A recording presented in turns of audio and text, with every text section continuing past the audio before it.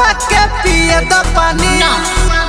वाह रे भैया भंसरी वाला, वाह बहुत अच्छा कि उठवा के पिए द पानी। अब देखो भाई लोग, आजकल वैसन जमाना आ गल बा कि उठ के पानी पिएला सार लोग खखुआल बा। तहार बहिन चोदो पटक के पेल दमा कहनु हम पेल ही नहीं खी कहिए से बेचैन बानी। तारा बहिनी के झाट में आग लगाओ, वाह बहुत अच्छा कि कब से बेचैन बानी। अब देखा तार बहिन चोदो भैया भौजी तहार लगे बा, अब पटक के पेला चाहे उठ के पानी पिया, ओसे हमें कोनो दिक्कत नहीं के। लेकिन कहत बार बेचैन बानी, ये तहार बात सुनला के बाद में मन तो करता अपना बड़का बाबू को बुलाई आ गाड़ी में गधा कलन पेलवा दी कि मर जेब। तो का हाल बा भाई, तो आज हम फिर से बात कर ले बानी भोजपुरी गाना के। तो भाई लोगन आज के वीडियो बहुते गाना फार बा, ऐसे कहल चाहते हैं भाई लोग कि वीडियो के जल्दी से के लास्ट तक बा बहुत मजा आई। तो वीडियो बनाए बस एक ही मकसद बा, एक ही मकसद रहेला आप सभी को दिल से हंसाने के लिए, ना किसी को दिल को ठेस पहुंचाने के लिए। तब बिना कोनो लाना लहसुन के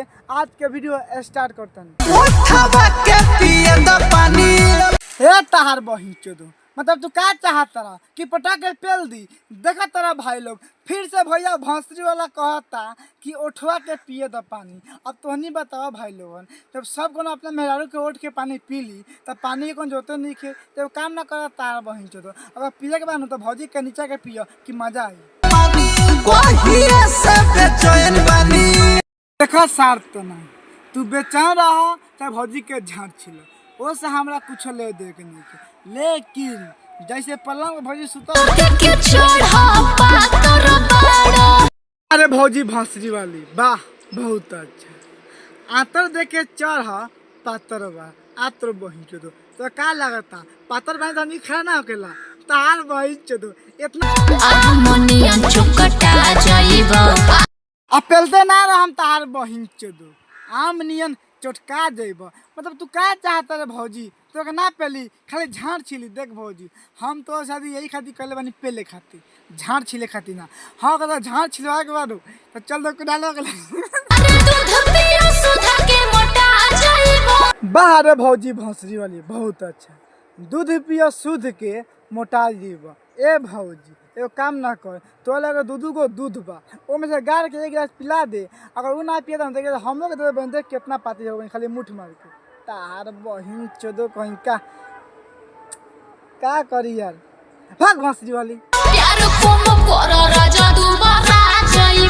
अच्छा प्यार कम कर राजा जी, मोटा जाइब ना पतरा जाइब ना।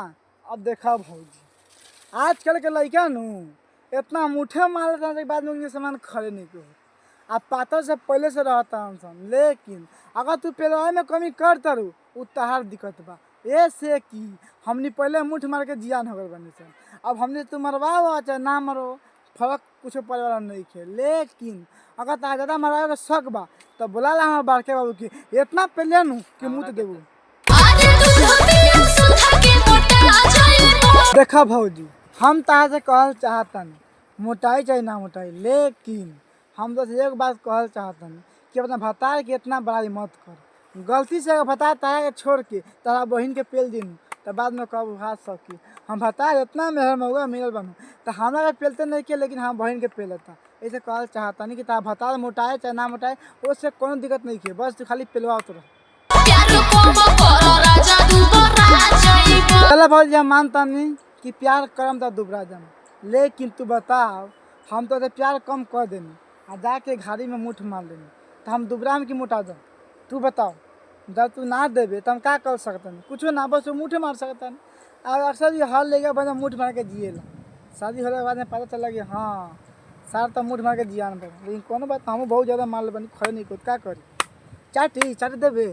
तो बस भाई आज के वीडियो ये पहले वीडियो अच्छा लगा तो लाइक शेयर कमेंट और चैनल सब्सक्राइब कर दें। भाई लोगों तो बता दी कि जितना भी गाली गलौज लहर होता है एक तो दिल दिमाग में मत लिया लोगन, बस खाली हंसावे खातिर बा, ऐसा कोनो सीरियस बात नहीं है। तो फिर से मिलते हैं नेक्स्ट वीडियो में, जय हिंद जय भारत।